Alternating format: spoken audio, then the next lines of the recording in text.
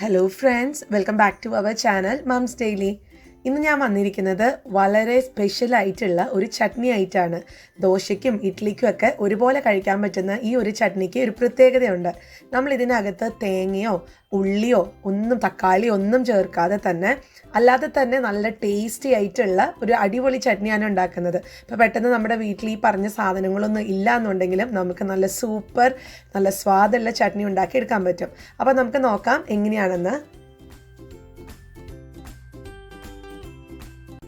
അതിനായിട്ട് ഞാനിവിടെ ഒരു പാൻ അടുപ്പത്ത് വെച്ചിട്ടുണ്ട്.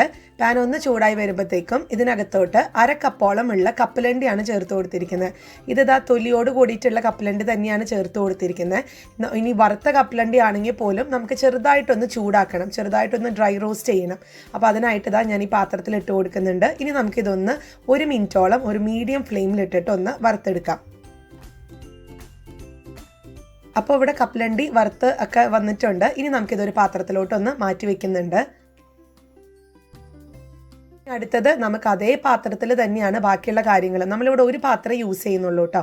ഇനി അതേ പാത്രത്തിലോട്ട് ഞാൻ ഏകദേശം 1/4 കപ്പോളം ഉള്ള കടലപ്പരിപ്പ് ചേർത്ത് കൊടുക്കുന്നുണ്ട്. ഈ കടലപ്പരിപ്പ് നമുക്ക് ഇതുപോലെ തന്നെ നന്നായിട്ട് തന്നെ ഡ്രൈ റോസ്റ്റ് ചെയ്തെടുക്കണം. ഏകദേശം 1 മിനിറ്റോളം ഞാൻ കടലപ്പരിപ്പ് ഒന്ന് ഡ്രൈ റോസ്റ്റ് ചെയ്തിട്ടുണ്ടായിരുന്നു. അതും ഈ ഒരു നമ്മൾ കപ്പലണ്ടിയൊക്കെ ഇട്ട് വെച്ചിട്ട് വറുത്ത കപ്പലണ്ടി ഇട്ട് വെച്ചിട്ടുള്ള പാത്രത്തിലോട്ട് മാറ്റിയെടുക്കുന്നുണ്ട്. ഇനി അതേ പാത്രത്തിൽ തന്നെ ഏകദേശം 1 ടീസ്പൂണോളം വെളിച്ചെണ്ണയാണ് ചേർത്ത് കൊടുത്തിരിക്കുന്നത്. വെളിച്ചെണ്ണയാണ് സ്വാദ് കൂടുതൽ. 1 ടീസ്പൂൺ മാത്രം മതിയാവും. ഇതിനകത്തോട്ട് ആ ഒരു വെളിച്ചെണ്ണ ചൂടായി വരുമ്പോഴത്തേക്കും 2 അല്ലി വെളുത്തുള്ളി ചേർത്ത് കൊടുക്കുന്നുണ്ട്.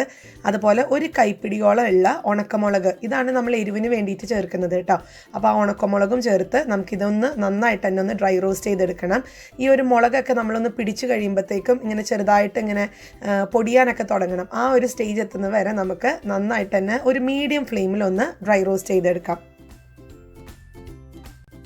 ഇപ്പോൾ ഇവിടെ ഈ ഒരു ഉണക്കമുളകിൻ്റെ നിറക്കൊന്ന് മാറി നല്ലൊരു ചുമന്ന് നല്ല മെഴുകു പോലൊക്കെ വന്നിട്ടുണ്ട്. ഈ ഒരു സമയത്ത് നമുക്കിത് ആ ഒരു പാത്രത്തിലോട്ട് ഒന്ന് മാറ്റി വെക്കണം. ഇനി ഇതൊന്ന് ചൂടാറട്ടെ. ചൂടാറിയതിന് ശേഷം നമുക്കിതൊന്ന് അരച്ചെടുക്കണം. അപ്പോൾ അതാ ചൂടൊക്കെ ആറി വന്നിട്ടുണ്ട്. ഇനി നമുക്കിത് മിക്സിയുടെ ഒരു ജാറിനകത്ത്, ഞാനിവിടെ വലിയ ജാറാണ് എടുത്തിരിക്കുന്നത്, ഇതിനകത്തോട്ട് ഞാനിതെല്ലാം ഈ ചൂടാറിയിട്ടുള്ളതെല്ലാം ഇട്ട് കൊടുക്കുന്നുണ്ട്. ഇത് 2 രീതിയിൽ നിങ്ങൾക്ക് ചെയ്യാം. ഒന്ന് കപ്പലണ്ടി ആ തൊലിയോടെ കൂടെ തന്നെ ചേർത്ത് കൊടുക്കാം. ഇനി അതല്ല തൊലിയുടെ അങ്ങനെ ഇഷ്ടമില്ലാത്തവർക്ക് ആ കപ്പലണ്ടിയുടെ തൊലി കളഞ്ഞിട്ട് ചേർത്ത് കൊടുക്കാം കേട്ടോ. 2 രീതിയിൽ ഏതെങ്കിലും ഒന്നിൽ ചെയ്യാം. ഇനി ഞാൻ ഇതിനകത്തോട്ട് പുളിവെള്ളമാണ് ഒഴിക്കുന്നത്. ഞാൻ ഏകദേശം ഒരു നെല്ലിക്ക വലുപ്പത്തിൽ ഉള്ള പുളി എടുത്തിട്ടുണ്ടായിരുന്നു. അത് വെള്ളത്തിൽ ഇട്ട് വെച്ചിട്ടുണ്ടായിരുന്നു. അപ്പോൾ ആ വെള്ളം ചേർത്ത് കൊടുത്തിട്ടുണ്ട് പുളിക്ക്. പിന്നെ ചേർക്കുന്നത് ആവശ്യത്തിനുള്ള ഉപ്പും പിന്നെ ആവശ്യത്തിനുള്ള വെള്ളവും. അതായത് ഞാൻ ഏകദേശം ഒരു 1/4 കപ്പോളം ഉള്ള വെള്ളമാണ് ഒഴിച്ചു കൊടുത്തിരിക്കുന്നത്. അതായത് ചട്നിക്ക് എത്രമാത്രം ആ ഒരു വെള്ളത്തിൻ്റെ കൺസിസ്റ്റൻസി വേണം എന്ന് നമ്മുടെ ഒരു രീതിക്ക് അനുസരിച്ച് ചേർത്ത് കൊടുക്കാം കേട്ടോ. ഞാനിപ്പോൾ അരച്ചെടുത്ത് വന്നിട്ടുണ്ട്. അരച്ചെടുത്ത് കഴിഞ്ഞപ്പോഴത്തേക്കും നല്ല കട്ടിയിലാണ് ഇരിക്കുന്നത്. അപ്പം ഞാൻ കുറച്ചും കൂടെ വെള്ളം ചേർത്ത് ഈ ഒരു കണക്കിന് നന്നായിട്ട് തന്നെ അരച്ചെടുത്ത് വന്നിട്ടുണ്ട്. അപ്പോൾ ഏകദേശം 1/2 കപ്പോളം ഉള്ള വെള്ളം തന്നെ ഞാൻ ഒഴിച്ചിട്ടുണ്ട്. 1/4 കപ്പം ആദ്യം ഒഴിച്ചു, പിന്നീട് ബാക്കിയുള്ള 1/4 കപ്പും കൂടെ ചേർത്തു. ഞാൻ നോക്കിക്കേ, നല്ല സൂപ്പർ ചട്നി ആയിട്ട് തന്നെ വന്നിട്ടുണ്ട്. തേങ്ങ അരച്ച പോലെ തന്നെയാണ് നമുക്ക് തോന്നുന്നത്. ഇനി ഇതിനൊരു താളിപ്പ് തയ്യാറാക്കണം. അതിനായിട്ട് അതേ പാൻ തന്നെ അടുപ്പത്ത് വെച്ചിട്ടുണ്ട്. അതിനകത്തോട്ട് നമുക്ക് വെളിച്ചെണ്ണ ചേർത്ത് കൊടുക്കാം. ഏകദേശം 2 ടീസ്പൂൺ വെളിച്ചെണ്ണ ഒഴിച്ചു കൊടുത്തിട്ടുണ്ട്. അപ്പോൾ വെളിച്ചെണ്ണ ഒന്ന് ചൂടായി വരുമ്പോഴത്തേക്കും 1/2 ടീസ്പൂണോളം ഉള്ള കടുക് ചേർത്ത് കൊടുക്കുക.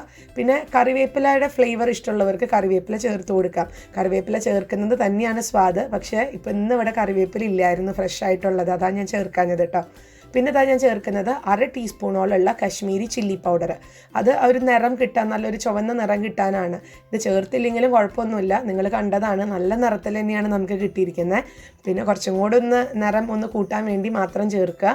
ഇനി ഇതിനകത്തോട്ട് നമ്മൾ അരച്ച് വെച്ചിരിക്കുന്ന ഈ ഒരു ചട്നിയും കൂടെ ഒഴിച്ചു കൊടുത്ത് നമുക്കിതൊന്ന് മിക്സ് ചെയ്തെടുക്കാം. ഞാനിവിടെ ഫ്ലെയിം ഓഫ് ചെയ്തിട്ടുണ്ട്.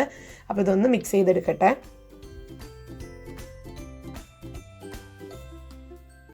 എന്നോട് കുറച്ച് ദിവസമായിട്ട് ഒത്തിരി കമൻസ് വരുന്നുണ്ട്, എന്തുകൊണ്ട് എപ്പോഴും സ്നാക്കും അല്ലെങ്കിൽ കേക്കിൻ്റെ റെസിപ്പിയും അല്ലാത്ത മധുരത്തിൻ്റെ റെസിപ്പിയൊക്കെയാണല്ലോ കൂടുതൽ ഇടാറ്, എന്തുകൊണ്ട് നാടൻ ഭക്ഷണങ്ങളൊന്നും അങ്ങനെ ഇടാത്തതെന്ന്. അപ്പോൾ അതിൽ ഒന്നാമത്തെ കാര്യം നമുക്ക് ഇപ്പോൾ നാട്ടിൽ കാണിക്കുന്നത് പോലെയുള്ള നാടൻ പച്ചക്കറികളൊക്കെ ഇവിടെ കിട്ടാനൊക്കെ ഇച്ചിരി ബുദ്ധിമുട്ടാണ്. കിട്ടും, പക്ഷെ അത് അത്രയും ഫ്രഷോ അങ്ങനെയൊന്നും ആയിരിക്കണം എന്നില്ല. പിന്നെ നമുക്ക് നാട്ടിൽ കാണിക്കുന്ന പോലെ ഇവിടെ ചെയ്യാനൊക്കെ ആയിട്ട് ഇച്ചിരി പരിമിതികളുണ്ട്. അപ്പോൾ അതുകൊണ്ടാണ് അങ്ങനെ ഞാൻ ഒത്തിരി അങ്ങ് നമ്മുടെ നാടൻ ഭക്ഷണങ്ങളോട് അങ്ങനെ ചെയ്യാതിരുന്നത് കേട്ടോ. അപ്പോൾ ഇപ്പോൾ അത്തരത്തിലുള്ളൊരു ഞങ്ങളിപ്പോൾ ഇന്ന് ഉണ്ടാക്കിയിട്ടുള്ളൊരു ചട്നിയാണ്. അപ്പോൾ ഞാൻ ഓർത്തൊന്ന് നിങ്ങളായിട്ടും കൂടെ ഷെയർ ചെയ്യാമെന്ന്. അപ്പോൾ ഇവിടെ തേങ്ങയൊക്കെ കിട്ടാൻ ഇച്ചിരി ബുദ്ധിമുട്ടാണ്. അപ്പോൾ അതുകൊണ്ടും കൂടെയാണ് ഞാനിപ്പോൾ ഈ ഒരു തേങ്ങ ഇല്ലാത്ത ഒരു ചട്നി ഉണ്ടാക്കിയിട്ടുള്ളത്. അപ്പോൾ ഇത് നമ്മുടെ സെർവിങ് ബൗളിനകത്തോട്ട് മാറ്റി വയ്ക്കാം. പിന്നെ ഇന്ന് ഞാനിവിടെ ഇഡ്ഡലിയാണ് ഉണ്ടാക്കിയിരിക്കുന്നത്. ഇന്ന് ഞാൻ ഉണ്ടാക്കിയിട്ടുള്ള ഇഡ്ഡലി ബ്രെഡ് വെച്ചിട്ടുള്ള ഇഡ്ഡലിയാണ് കേട്ടോ. പക്ഷേ നല്ല സോഫ്റ്റായിട്ട് നല്ല പഞ്ഞി പോലത്തെ ബ്രെഡ് കൊണ്ടുള്ള ഇഡ്ഡലിയാണ് ഇന്ന് ഉണ്ടാക്കിയിട്ടുള്ളത്.